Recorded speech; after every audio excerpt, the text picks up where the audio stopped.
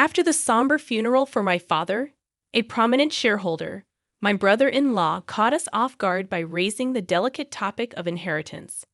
The focus shifted to stocks and a substantial $5 million bequest, confidently asserting that my wife, the eldest daughter, and my sister was set to inherit this windfall. The revelation initially filled her with joy at the prospect of a significant inheritance.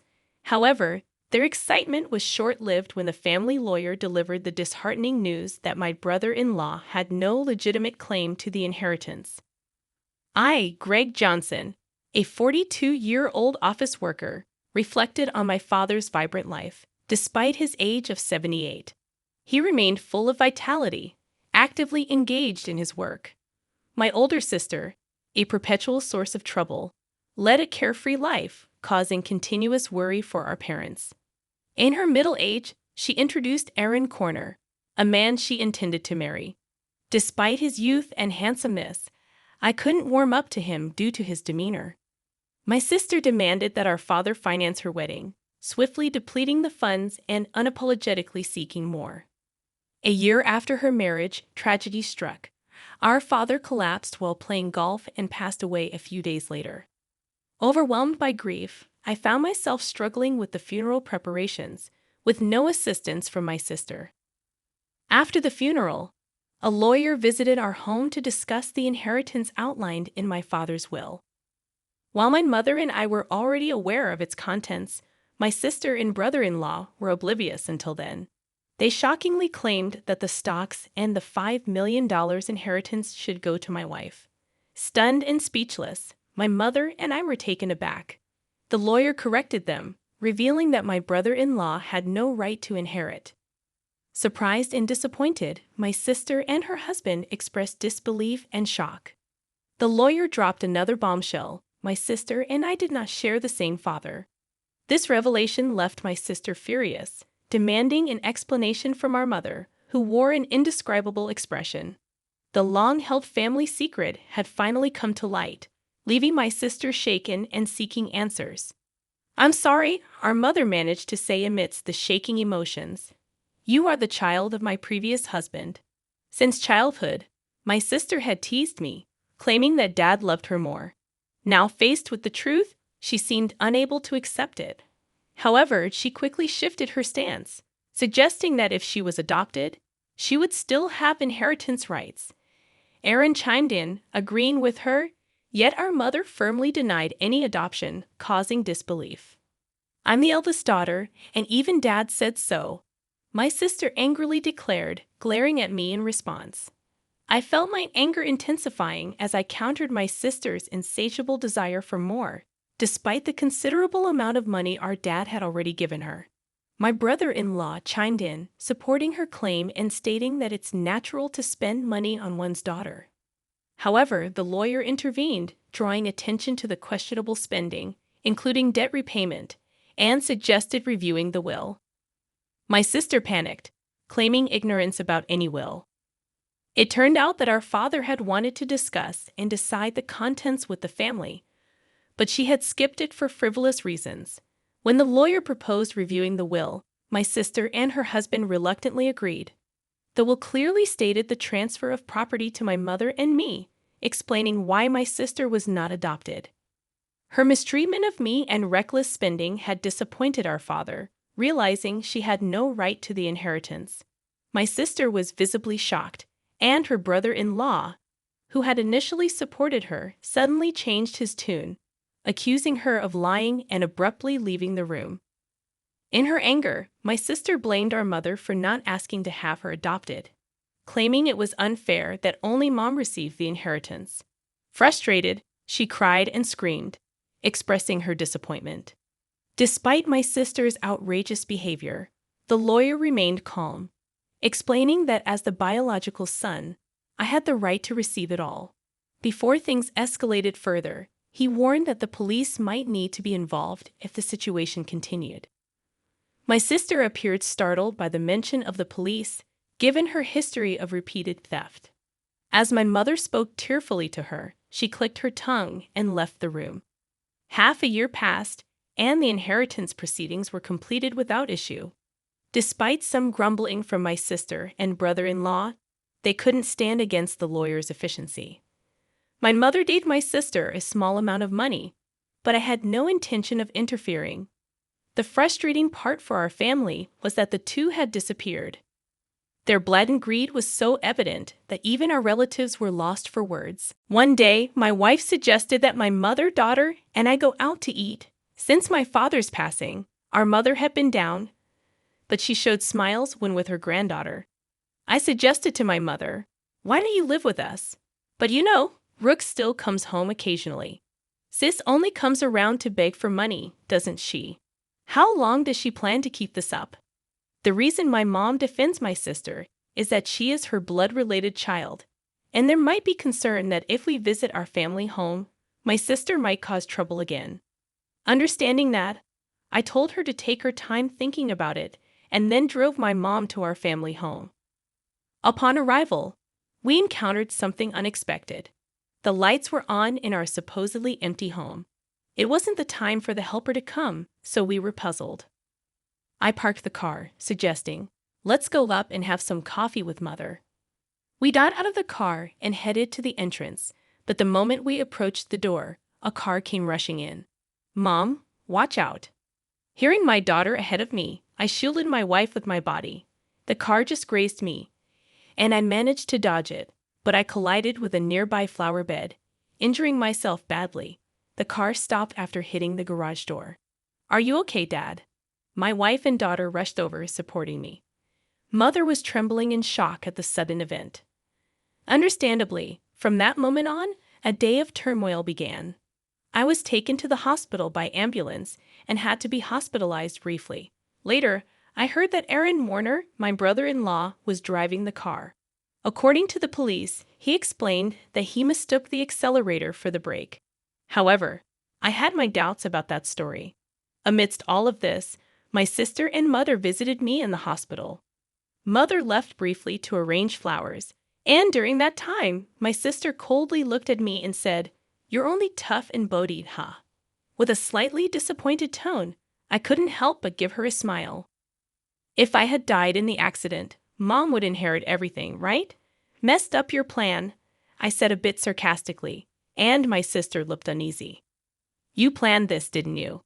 When I asked, my sister looked away, and I added, "But I won't be accepting Mom's share, so it won't work out for you." My sister looked surprised at this. She probably thought I would naturally accept it. I have a wife and kids, so I passed the inheritance to them. It's not strange for the head of the family to think that way. Even so, I've made a will early, like Dad did. My sister was taken aback at this. "What? So that means—" "Yeah, unfortunately, my share of the inheritance won't go to Mom." My sister stared at me, then began to shake with anger. "There's $5 million, right? You could at least share a bit." When I immediately refused, my sister furiously grabbed my collar. "I'm your sister. We should split it." Whether it was the amount of the inheritance that drove her mad, she continued to scream in a very aggressive voice. I felt pity for my sister. It's that greedy attitude that disappointed Dad. Don't you get it? My sister's face turned even redder, and she grabbed my neck. "Bro, stop it."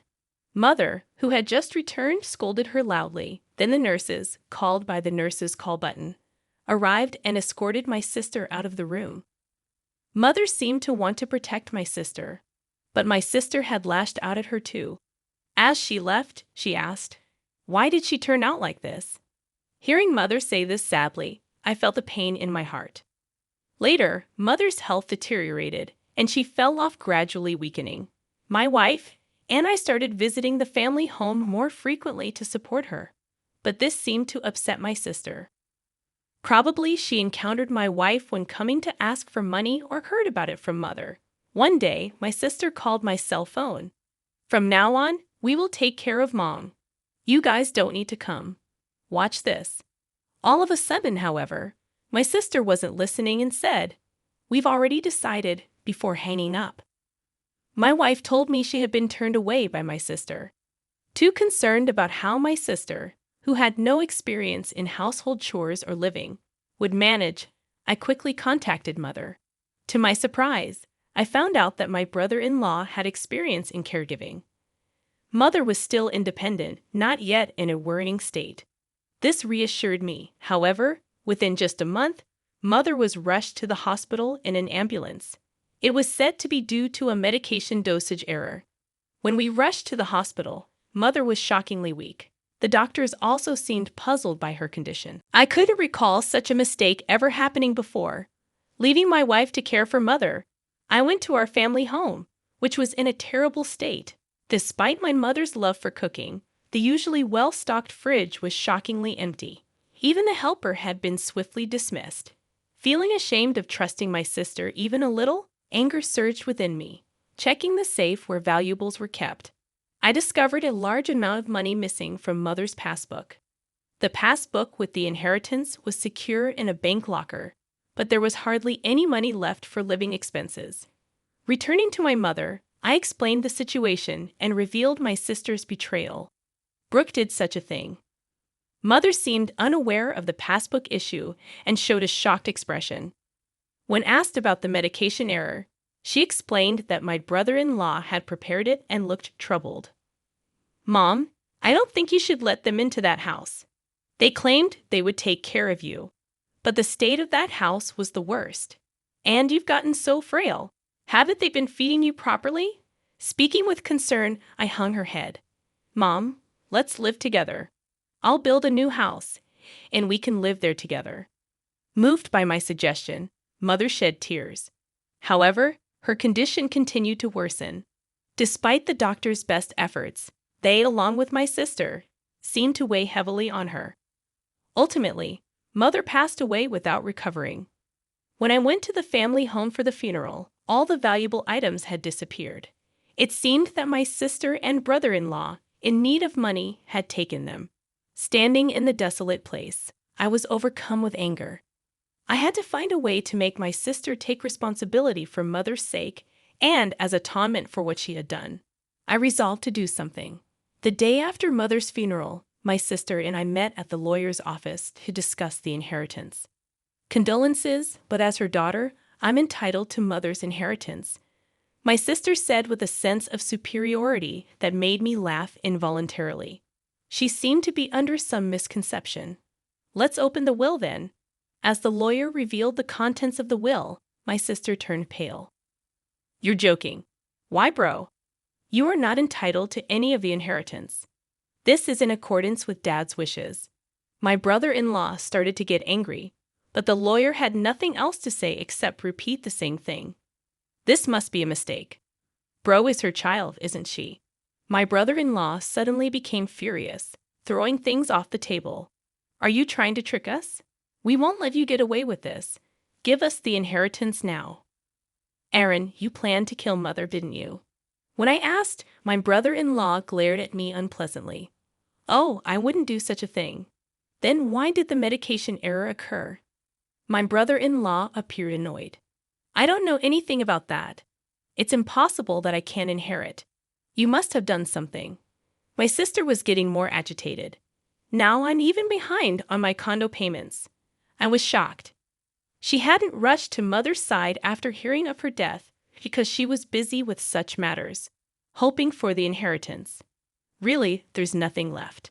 My sister pressed the lawyer. That seems to be the case. Let me explain in detail. The lawyer explained the details of the inheritance. Ultimately, after deducting what my sister had withdrawn and sold, there was hardly anything left for her to inherit. My sister held her head in dismay. I had discussed this in advance with the lawyer. I found satisfaction with the outcome. Stop joking. There can't be so little. My mother and I hadn't told my sister, but most of Mother's property had already been distributed to my children, her grandchildren. Therefore, there was already little left to inherit. However, my sister kept murmuring her dissatisfaction. I felt nothing but resentment towards my sister, who had lived off the money given by Father and now Mother, thinking she could rest easy knowing I would take care of her.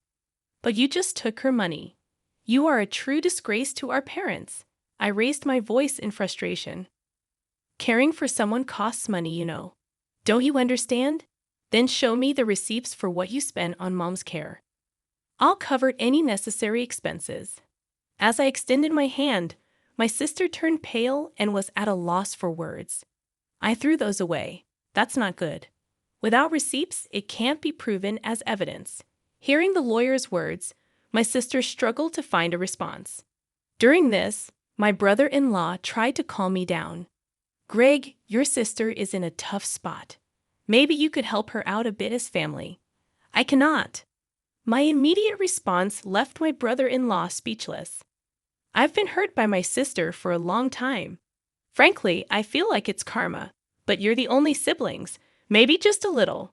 He tried to say more, but I refused. I was filled with anger, and so was my brother-in-law, apparently.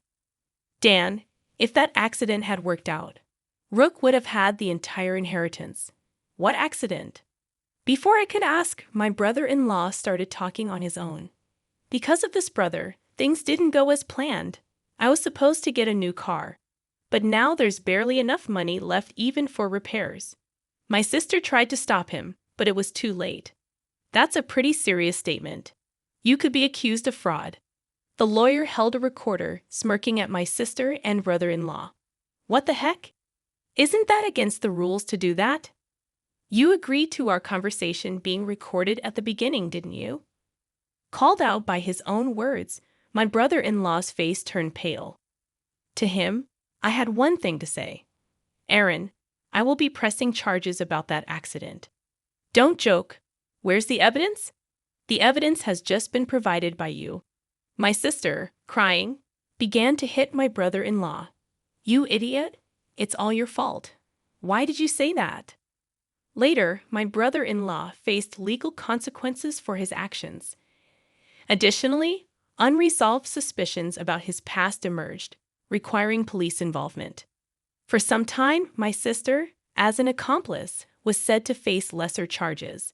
However, struggling with her condo payments, she was turned away by relatives when she asked for money. In contrast, I chose to work earnestly and not rely on inheritance. Now, receiving stock dividends has become a small pleasure in my life. In the aftermath of the legal proceedings, the rift between my sister and me widened. The family bonds that were already strained became nearly non-existent. Despite her attempts to seek support from relatives, my sister faced a cold shoulder and her financial struggles continued. Meanwhile, I focused on building a stable and fulfilling life for my own family, working diligently. I found solace in providing for my wife and children without relying on the tumultuous inheritance battles that had plagued us. The stock dividends became not just a financial benefit, but a symbol of my commitment to a more secure and principled life. Over time, my sister's situation didn't improve. The consequences of her actions weighed heavily on her, both financially and emotionally. It became a stark reminder of the importance of responsible choices and the lasting impact they can have on one's life. As the years passed, I held no ill will towards my sister, recognizing that everyone faces their own battles and makes their own choices. Still, the events that unfolded served as a powerful lesson about the significance of integrity, responsibility, and the enduring consequences of one's actions. In the midst of the turmoil, I found strength in forging ahead with resilience, determined to create a future that wasn't tainted by past misfortunes. The dividends, once a mere financial gain, evolved into a testament to the enduring power of personal growth and the ability to rise above adversity. Life moved forward, and I embraced the opportunities to thrive, leaving behind the shadows of familial discord. The lessons learned from this chapter of my life became an integral part of shaping my values and decisions, ensuring a legacy built on principles rather than the pursuit of material gain. In the end, it was not the inheritance that defined my journey, but the choices made along the way. Choices that led to a life grounded in authenticity, resilience, and a commitment to building a better future for those I cared about the most.